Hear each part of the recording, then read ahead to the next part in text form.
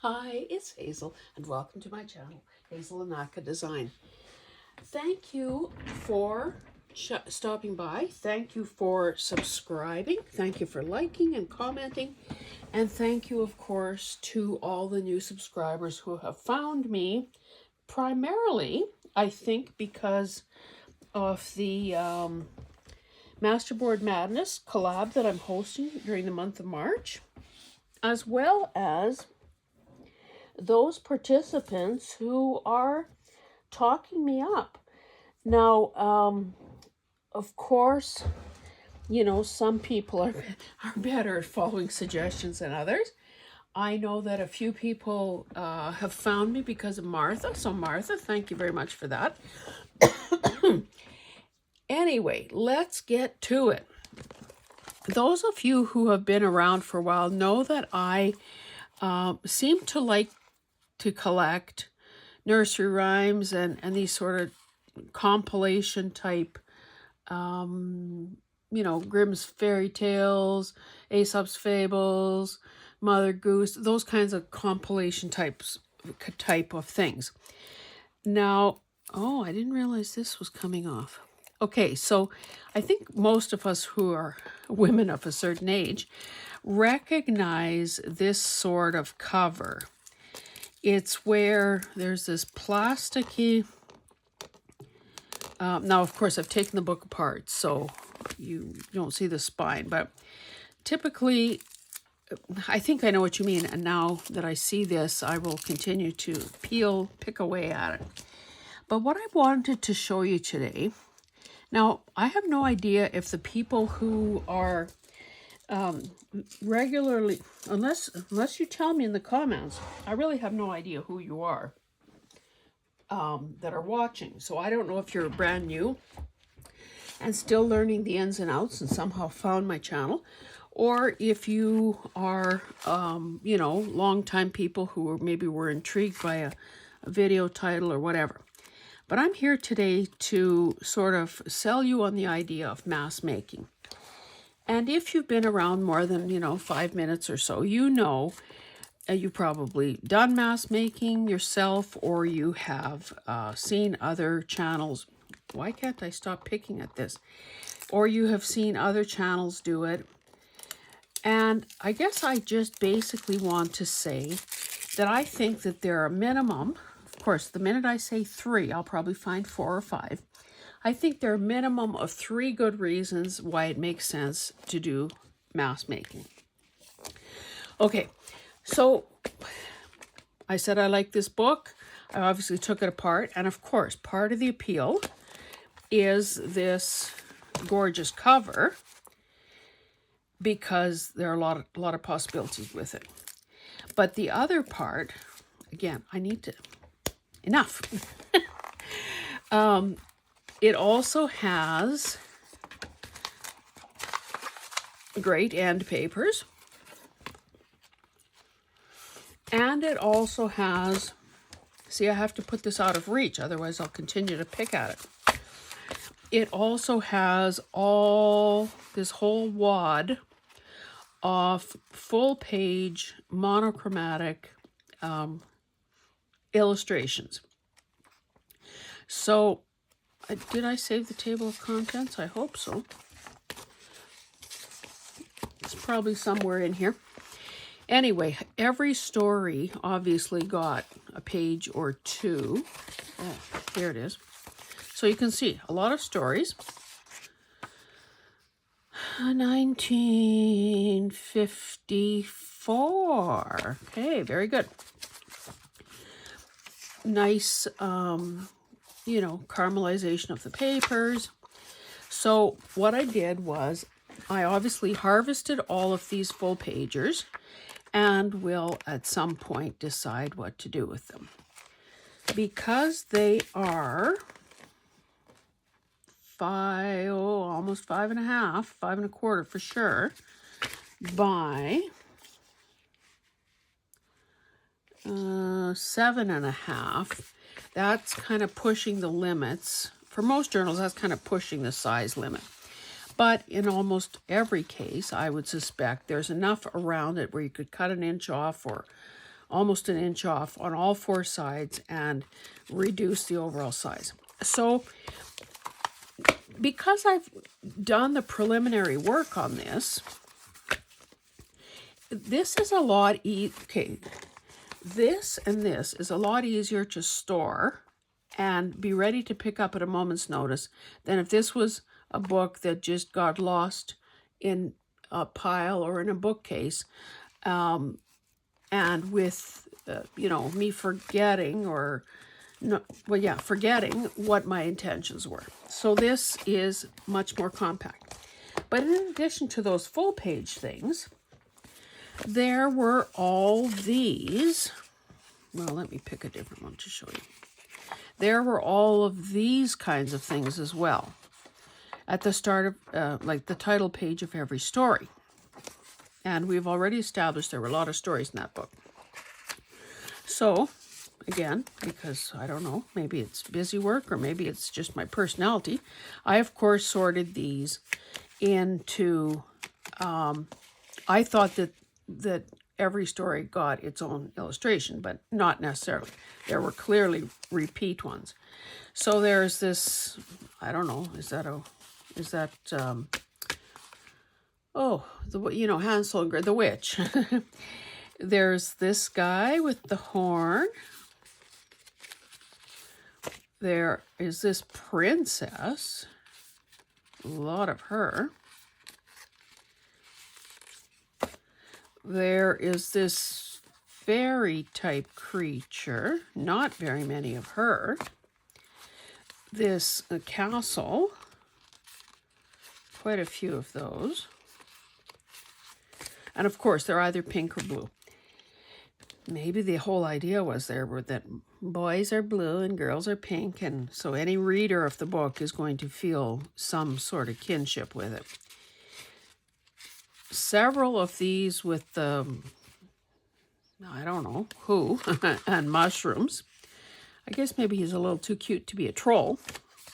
And then finally this sort of house in the woods kind of scenario. So I had all of these and I thought, okay. Oh, and I also, as you can tell, trimmed all of them down because I'm thinking if I were to want to mass make a bunch of things to use in this eventual project, then obviously I want them to be small enough to fit. Because if I had a nickel for every time I've made something at what we would consider a standard size and then found that, oh, too big, I'd probably have 25 cents. So this has been cut down to 4. I can hardly see through this thing. 4 1/4 in width. So you can see that I did all of them, which again makes for a nice, neat pile. And sometimes being able to easily store things is half the battle too. So maybe I'll just sort of put these like so, make myself a little more room here. And then the next thing I did was, because the paper is old, I decided, first of all, you can see that I folded everything in half. Now, in every single one of these cases, there's basically about an inch of space at the top. Because the paper is older, and because this will maybe end up being a pocket or a card, I guess I was thinking along the lines of pockets.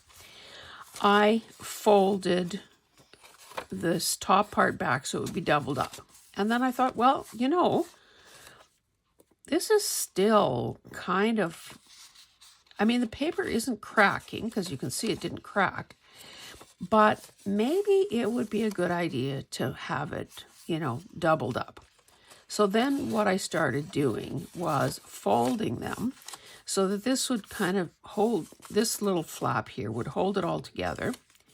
I would end up with the resiliency of a doubled up thing. I would get rid of the space, the blank space at the top of the thing. And of course, this pocket, if that's what it becomes, will be a lot more resilient by having that. It's almost a triple effect there, not quite. It would be that much less likely to crack or break. So that's what I did. So I got all of these.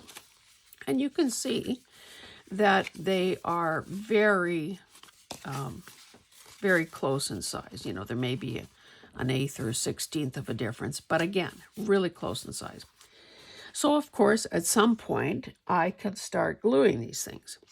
And I didn't really care that there are titles and a first line, because I thought that everything will also be decorated to some degree. There might be some, you know, like, okay, in Hansel and Gretel and with that image, that makes sense.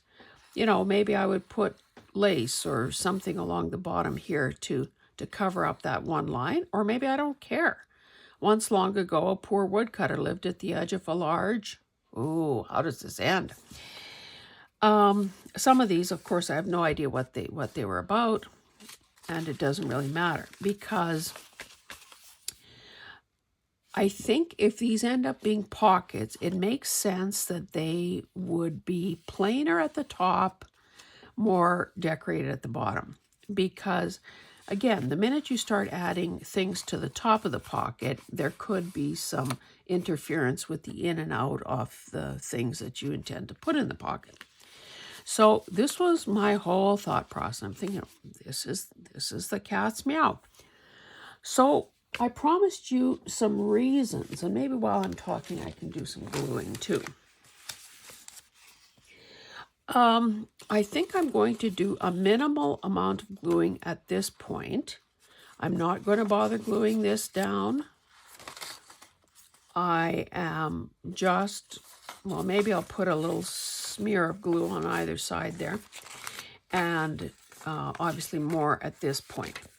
And of course, then these things will be put aside to dry, because I also want to leave the option open for me to sew around these, because we know that sewing is kind of a nice touch. Now, if I don't sew, then I guess I will have had a bit of a problem here, and that I would then have to go in and actually, that could be a second pocket there. So again, you know, it's kind of, unless you really think all the possibilities through and choose to do some ways and other ways. If you want it to be kind of a true mask making thing, you would do the same thing to every single piece. Okay, so why mask make? Well, in the first place, it allows us to use up surplus scraps and supplies, and use up to the point that maybe we never have to think about them again. Again, I'm just kind of turning my glue stick at an angle, so I'm having a small little, you know, line of glue, and then more on this flap, because again, we want some reinforcement. Now, I suppose I could have added another step to this and angled here and here, just to make sure that nothing extends beyond. But because I cut these on a cutter, like with a paper trimmer, so far that doesn't seem to be an issue. Okay, so reason number one with mask making is we get to use up a kind of a bulk of, we get to use, like, pretty well everything we use is using up scraps and supplies. But when we mask make, we're doing it in quantities where maybe it becomes more easy to notice. It's not just, oh, I used up a 2-inch piece of lace, so woohoo. In fact, it's more like I used up, you know, 60 pages as a, you know, as opposed to one-ofs. What is the problem here? Oh, picked up a little glue debris. So, again, by the time I've done all these, I will have a huge pile ready to go. Now, because it's early on in this mask making process, I didn't gather up a whole bunch of other possibilities. Because to take, now of course, no one in his right mind would choose this many potential pieces to tackle in a video. And so I haven't either, because occasionally I'm in my right mind. But we have all seen, or perhaps if we're YouTube people, we have all done videos where we have, done 10 or 6 or however many of something in a mask make scenario where we have our finishing pieces ready. So we might have a whole bunch of little pieces of fabric and another little pile of lace and some focal points. And we just one after the other go through and complete them. So what's reason number 2 for doing mask make? Well, I think for one thing, it ultimately it saves time. Now, obviously, doing this many of anything is going to take time. There's just no two ways about it. However, it will marginally save us some time, because suppose I had turned the camera on sooner before I'd done all the trimming. Well, I would have dragged out my paper cutter. I would have maybe had a ruler on hand so that all my pieces end up kind of the same size, and so on and so on.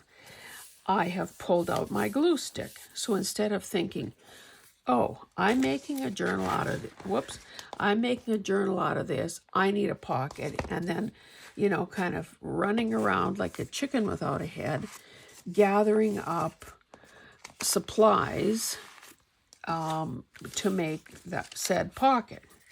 This way, if I carry this idea through to completion, I will have enough of these pockets for umpteen journals, enough to share, enough to use in other projects as well. So we save time because we have our supplies at hand. And we also establish sort of a rhythm and a system. Okay, so I've glued, now, and again, this is not the ideal way to show it, but it's kind of what makes sense in the context of a video. If you weren't here, I would have probably folded all of them the same way, and they would all be ready for the gluing step. So let's just carry on.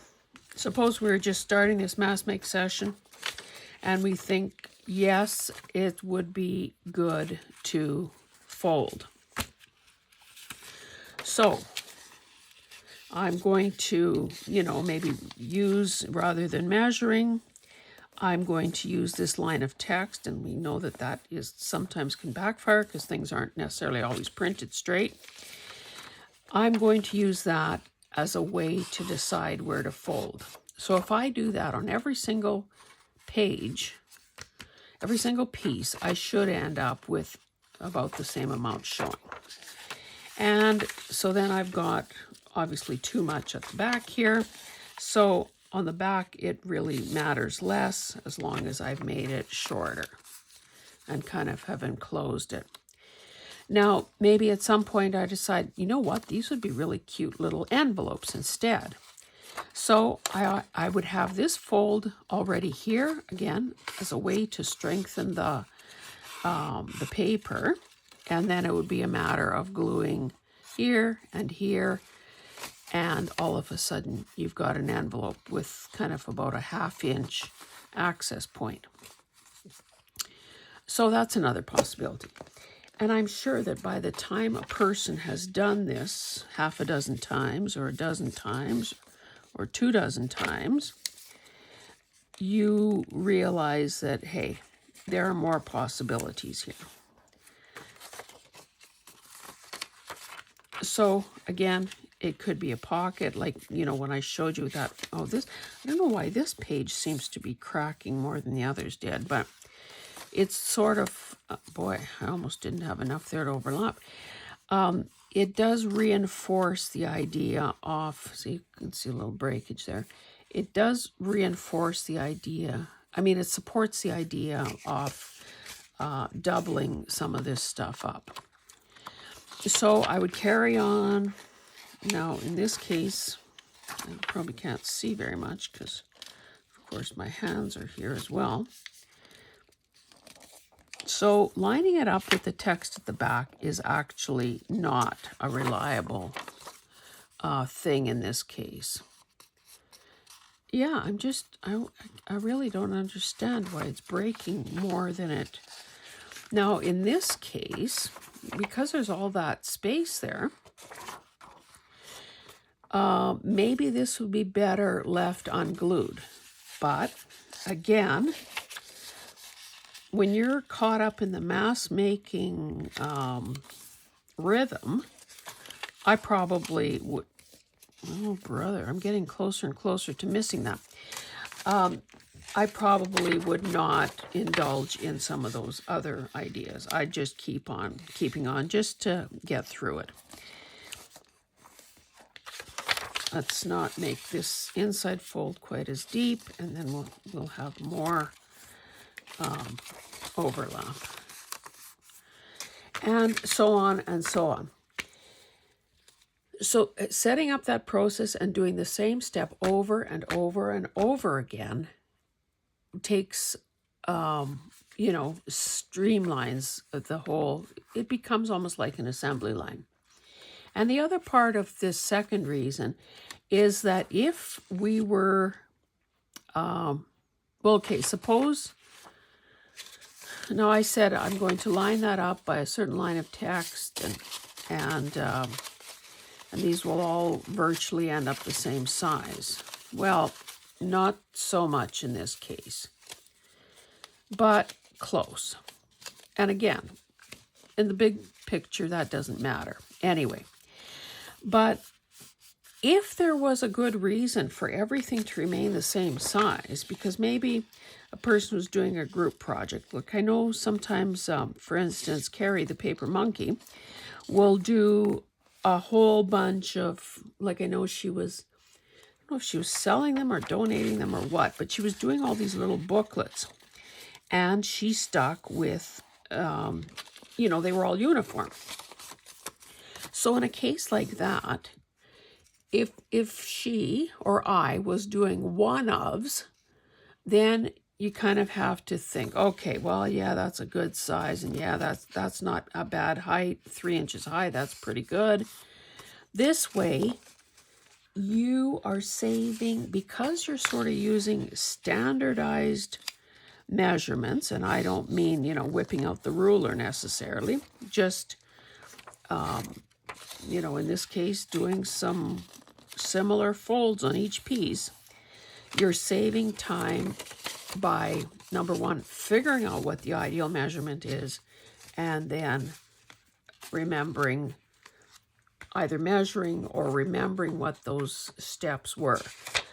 So that may seem kind of like a subtlety, or how could I even count that as a good reason to mass make?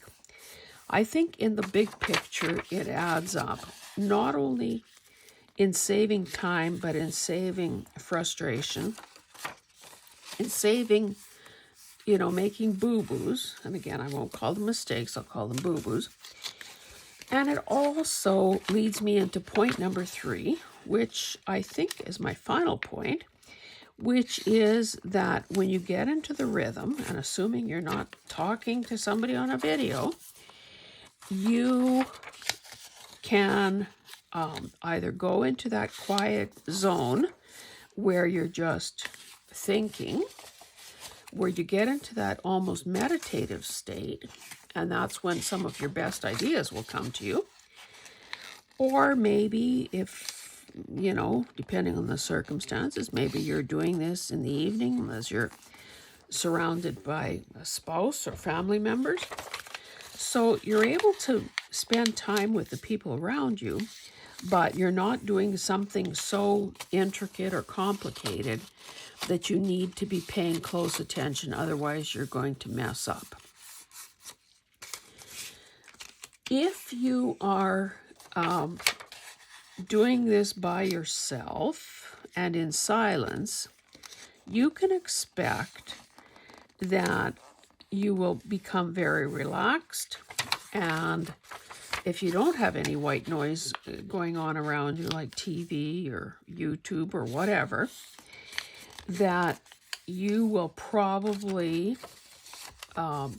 do some problem solving without even being aware of it. Or you may get a creative brainwave that you weren't expecting either, because that's just the nature of how our brains work. We need some silence. We need some letting go in order for those ideas to flow. So I'm obviously not going to make you watch the rest of, me, or me folding the rest of these. But I did want to show you that I'm quite capable of talking coherently and getting through my little, pile of work here without screwing either part of that up. Quite often if I'm tuning into a sale, and that could be a YouTube sale or that could be an auction sale, and I'm waiting for my items to come up, I will often surround myself by this side first. I will often surround myself by this kind of, activity, because I can look at the screen, I can place my bid, I can do whatever I have to do and not lose my place, so to speak. Just pick up where you left off. And I think it's also very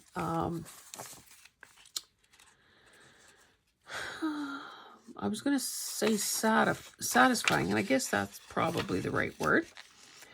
For those of us who are baby boomers, who have a very keenly developed work ethic, and we think that if we're not doing something, that we are, goofing off, that we're losing an opportunity of some sort, that becomes another way to keep one's hands busy,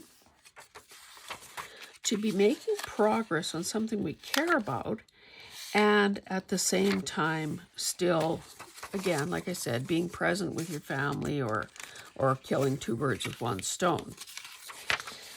When I was younger, I used to pride myself on being this awesome multitasker. And little did I know that that was not something to aim for, because studies have shown that when you think you're multitasking, in fact, probably both or all three, or however many things you're trying to do at the same time, all are suffering to some degree. Now, this is not cancer. Whoopsie, look, I tore that one. This is not cancer research or brain surgery, so I'm thinking that I can probably do it here. But honestly, if it was something, where it really mattered, like maybe a person was supposed to be writing a speech or preparing a report for the employer or whatever, then obviously you want to be giving it your best. Yeah, see, this one has a tear here and a crack here, so I don't know how, that may or may not matter in the end, but I guess maybe the paper is a little more fragile than I thought. Anyway, yeah, so we don't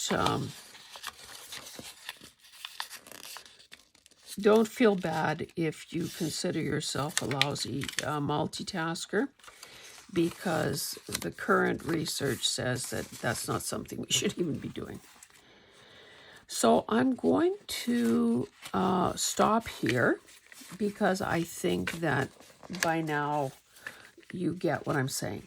And frankly, if I have missed a benefit to mask making, if I didn't, if I neglected to say something that you really think is important and that, others should know about, by all means, add it into the comments. And you can also tell me, do you mask make? How often do you do it? What kinds of things have you done in a mask making scenario? Like, have you done signature, like folding of book or of possible signature pages? Do you decorate in a mask making fashion? Do you make journal covers, more than one at a time? Because I would be curious to know that. And I think rather than take the time to glue these, I will just gather them up here and keep them, do them all in stages as in a true mask making way. So again, thank you so much for joining me, and I will be curious to see what you might have to say in that regard, because maybe I've missed something very obvious. I don't know. Anyway, guys, thank you so much. And you also know that I will continue to pick at this right there. Yeah, until it's done. Okay, thank you. We'll see you in the next one. Bye.